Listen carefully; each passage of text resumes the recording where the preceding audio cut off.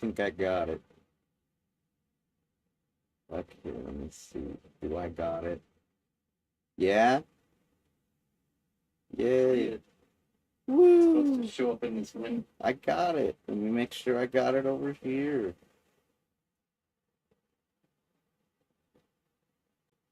Yay! I'm really gonna do this time?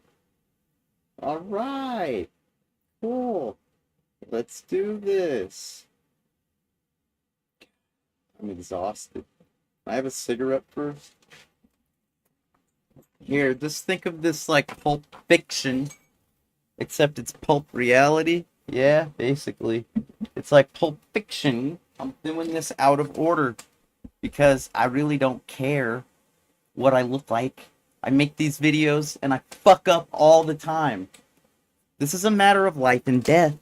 There's, I'll say it again because I have the number in my head still, 330. That's the number of people that have died since the last time. Um, I made a video about like fentanyl that was very, very, very serious, and I made it when I got out of. I'd been in jail and I'd been in the mental institution, and that's the first thing I did when I got out was get back to protesting, and I smashed my guitar amp to pieces using my Stratocaster. You guys know how in love I am with that guitar, and how in love I was with that amp, that Roland, the bright red Roland that I got from Japan. Yeah, smashed it. Cause the song that I was singing, I was singing it's better to be bruised than covered in blood. It's better to be bruised, and that's a reference to being blue, you know, because you're black and blue when you're bruised. And you see fentanyl, these pills. Do I have the freaking chroma key? Yeah, no, the chroma key is still on. Say it again, just because I don't know. I'm too busy producing to really know what's going out over the air. This one man show reminds me of like direct dialogue. That was this thing we used to have at the TV studio that I think basically killed the station and made it so dull that nobody was down there anymore, and it was real easy to shut down and act like nobody cared about it. Like everybody had evolved to the internet and didn't need public access anymore. Yeah, that's not true. The reason why people stopped going was because the studio wasn't cutting edge anymore. Everything that they had to offer was something that you could easily get elsewhere. Like Final Cut Pro, it was already mainstream by the time it got to the TV studio. The nonlinear, we'd been doing the A/B roll analog editing, and meanwhile all the college and high school kids had switched to nonlinear, but we were, as a I almost said constituency, as a membership there at the studio, we were happy to continue to use the obsolete hardware because we were still broadcasting to our audience that we needed to broadcast to, which was a local audience, a community. And public access could have been like the most cutting edge makerspace, like when makerspaces started getting all trendy, like what, 10 years ago? I don't know, something like that.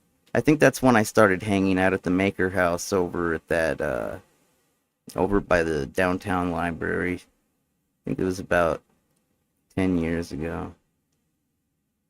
If I look up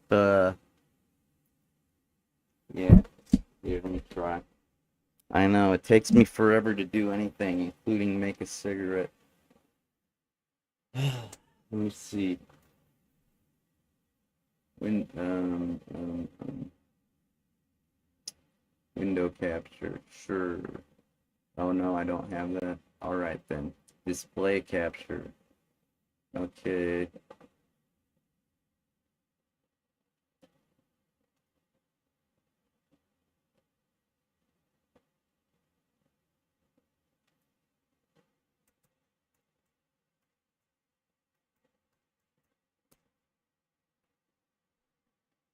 Let's see. This was an event that happened, which is important. If you don't get your facts straight, people think you're just pulling shit out of your ass. So I gotta do what I gotta do. Maker House.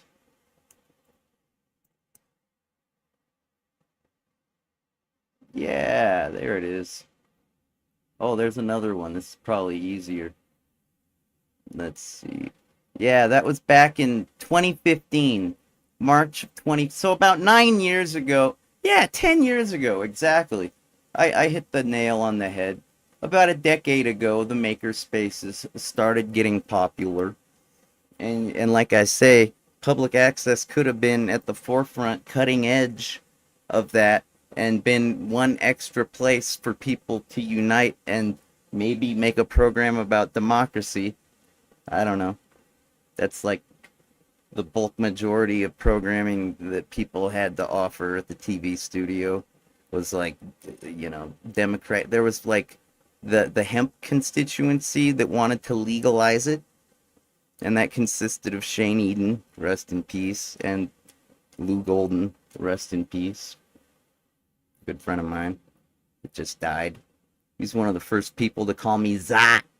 Hey, Zot. That's the way he'd say it. Lou Golden. Anyway.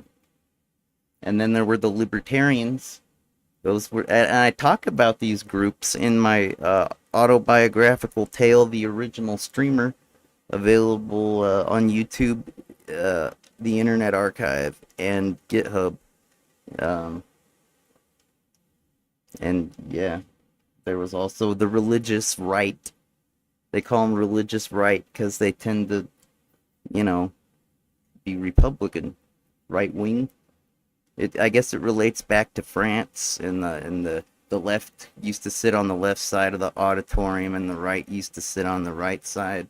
Back when democracy first started, I guess. I think that's how the story goes. Anyway, but who's left and who's right? Like the speaker guy at the front, or maybe a photographer at the back? I don't know, man. I wasn't there. But yeah, there were some pretty core constituents in the political.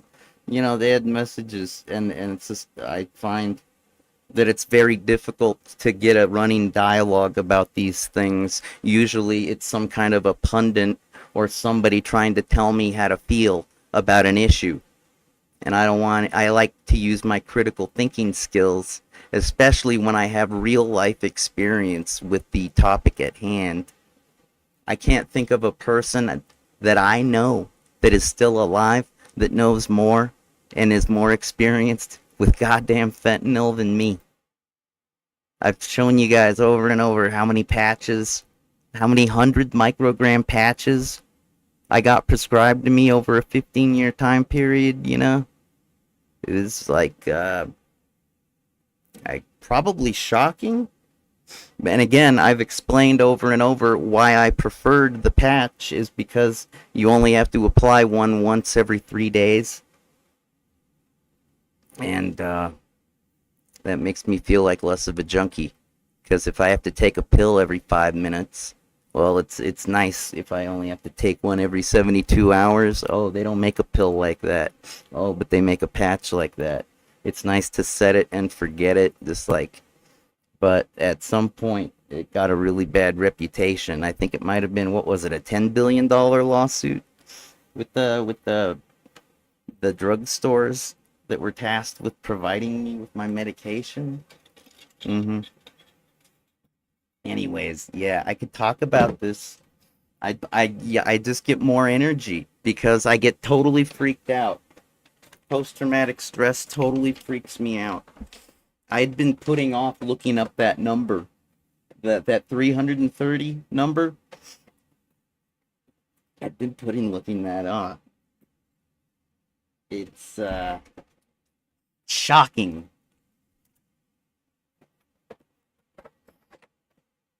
I made a song called Time Flies By. Actually, it's more like a release, an EP. I made an EP called Time Flies By, and it's about that very topic, about how if you blink your eyes a year's gone by, essentially, and it's true because two people die every day, and it's been 160, 165, 165 days since May 26th. Then that double that. Let me see. Yeah, 165. That's 330. Sleeping bag, body bags, maybe. That's fucked up.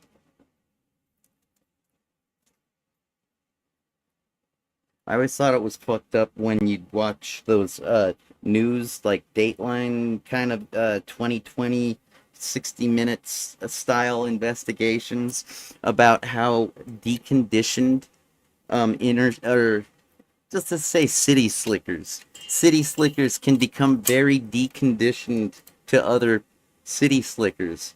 And they'll put up like a candid hidden camera somewhere, and they'll have an actor or actress or whatever lay down in the street and lay there motionless. And like these city slickers will just step over what looks to be a carcass all day long without checking to see if it's breathing, you know.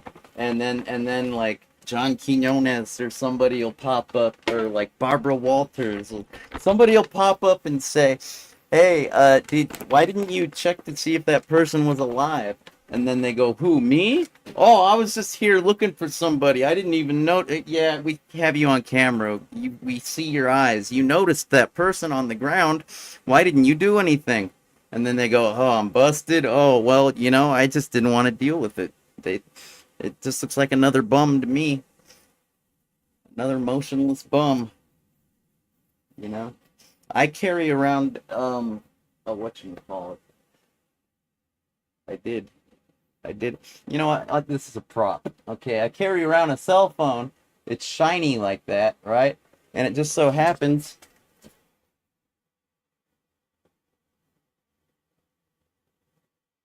You see that pattern that develops underneath?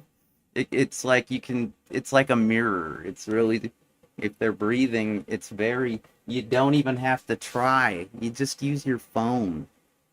Oh, here's my phone. Yeah. It's like nobody talks about the opioid epidemic because it's totally scary. And nobody does opioids like I do. Like I just said, I don't think I know a person that's done more fentanyl than me and is still standing. Said it over and over and over. Near death experience, rollover car accident, years on fentanyl, umbilical noose, uh, all kinds of near death experiences and close calls. And I'm still here. I'm not a lost cause. And I'm still making new things. And I'm still trying to get people to understand the errors of their ways when I actually notice that they're erroring. It's bad to let your people die needlessly, especially when the number of drug addicts in this nation keeps rising. That's what I discovered when I posted that percentage. Sorry, I'm a little slurpy. Excuse me. Ugh, allergies. Where was I? I was saying something about something.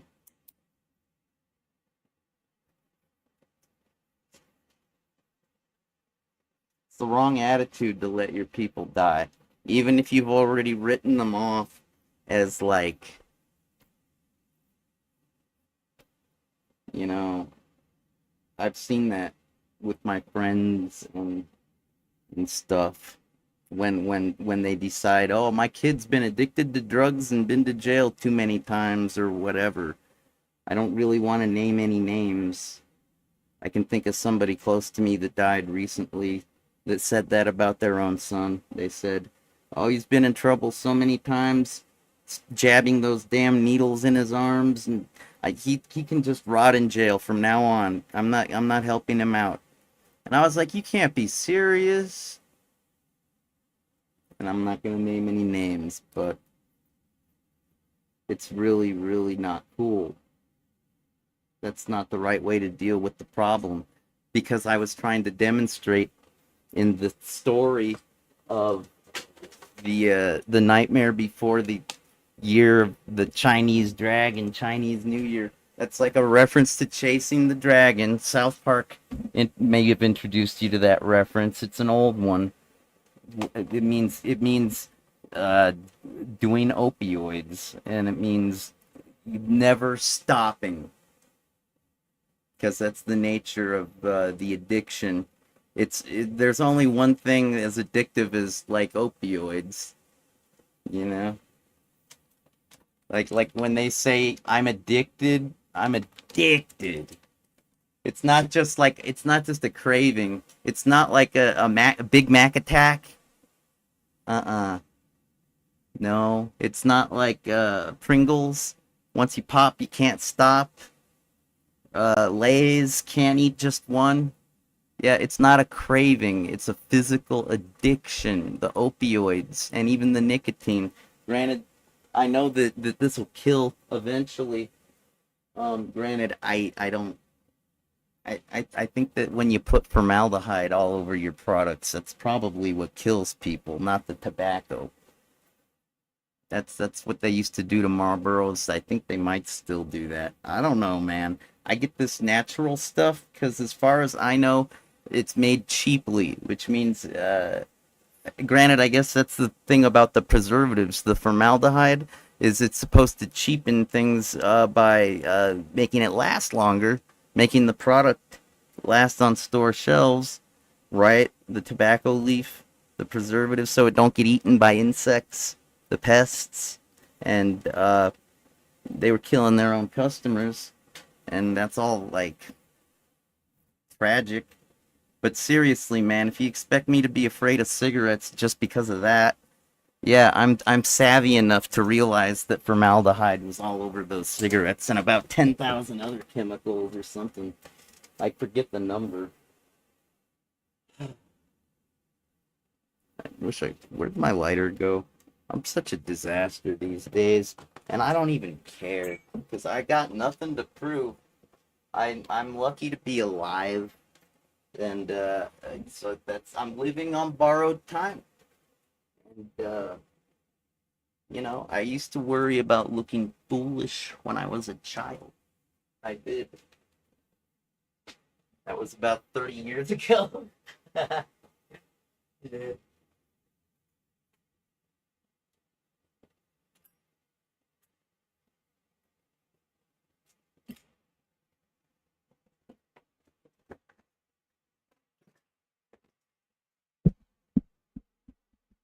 I keep losing my props.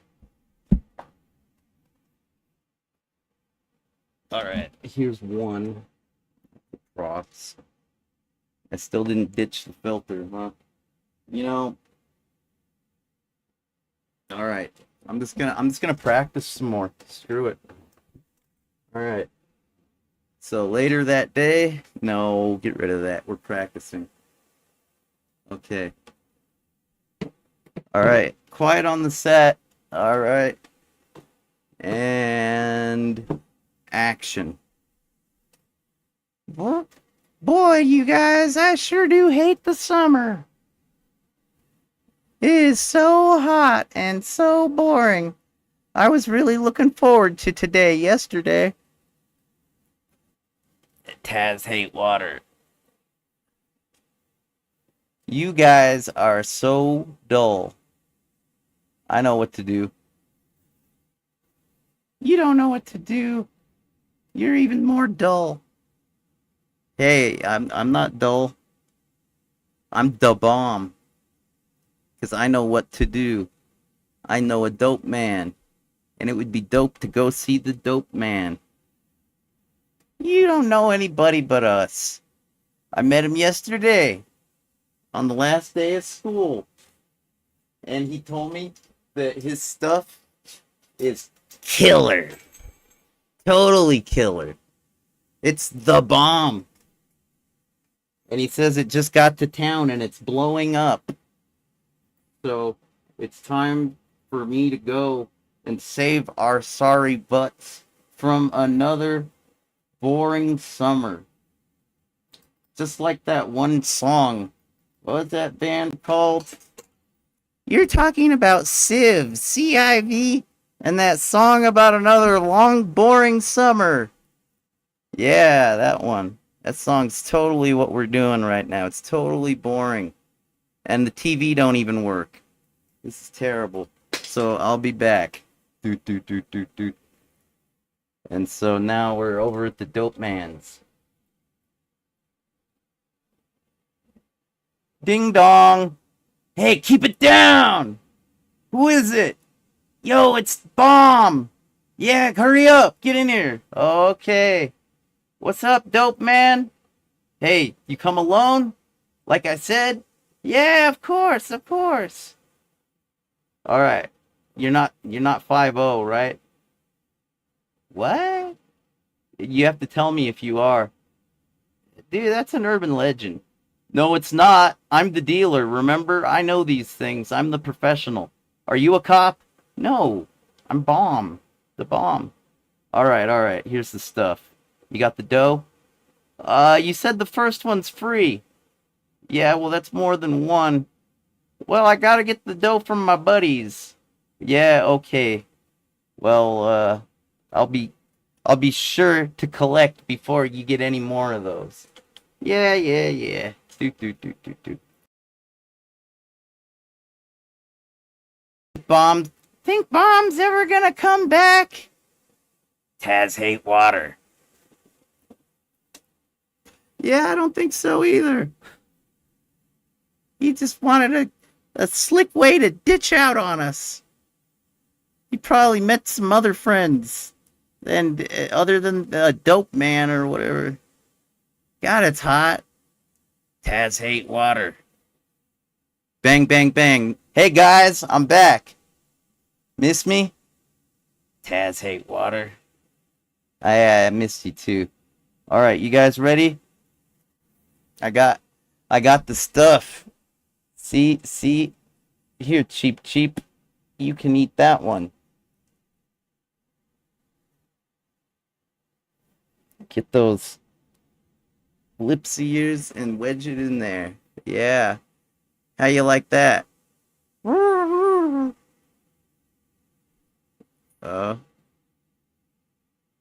I said I can't afford to get a new habit. Hey, it's cool, dude. It's summer. You want to have a boring summer again? No. But what do these do? I don't know. They make you dance to techno music. Really? I don't feel like dancing. How about you, Taz? Taz hate water. Yeah, Taz. Here's yours. All right, buddy. There. All right. Now I'll do mine. All right.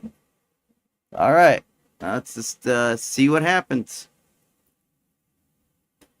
I feel good. Oh, that's the euphoria. I heard about that. There's like euphoria. Euphoria?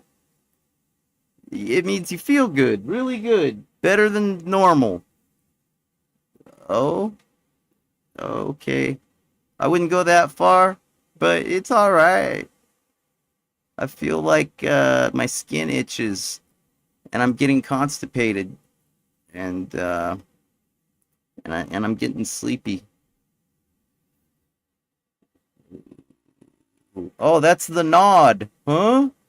Yeah, you're getting the nod. Pretty soon you'll be chasing the dragon. I'll be what? Oh.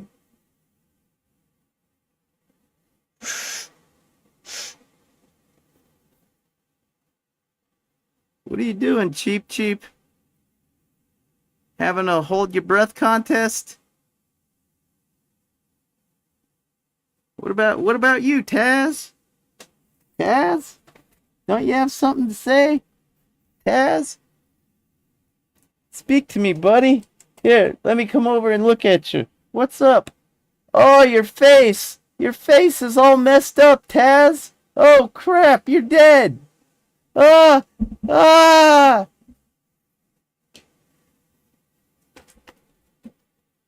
Freeze! This is a bust. Oh, better call the wagon. Nah, there's nobody here to bust. It's just another case of fentanyl overdose. Blue pill menace. Kids that didn't know what the hell they were doing. Figure it's ecstasy or something. These are the lucky ones. Because they don't get to suffer living on the streets, addicted and desperate and lonely and cold. Alright. Nightmare Before the Chinese New Year. That was supposed to be my practice round. We'll see. I need a